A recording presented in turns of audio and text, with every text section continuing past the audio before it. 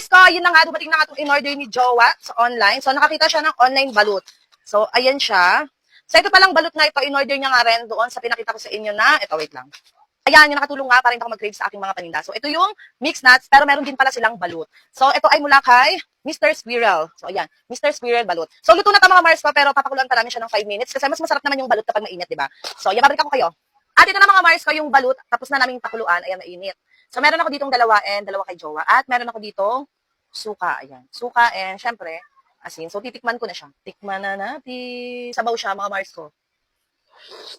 Masarap mo sabaw. Ayun, may sabaw siya. Kita nyo ba? Ayan. Sarap. Sarap. Natanggalan natin yung sabaw. Sabaw niya, mga Mars ko. Ayan. Meron siyang sisiw. Ayan, pero maliit lang siya. Ayan. So, kainin na natin. Kainin na natin. Lagyan natin ng asin at lagyan natin siya sa suka. Then, may asin.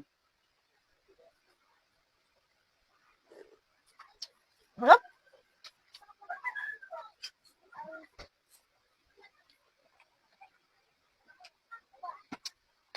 Harap. Ang sarap niya mga Mars ko. Kaya kung gusto nyo rin magbalot sa bahay. Mas mahirapan pa kayong makahanap. O, try nyo to. And yung sisiw niya, hindi siya ganun kalakihan. Kaya ang sarap talaga niyang kainin. Check out nyo na mga Mars.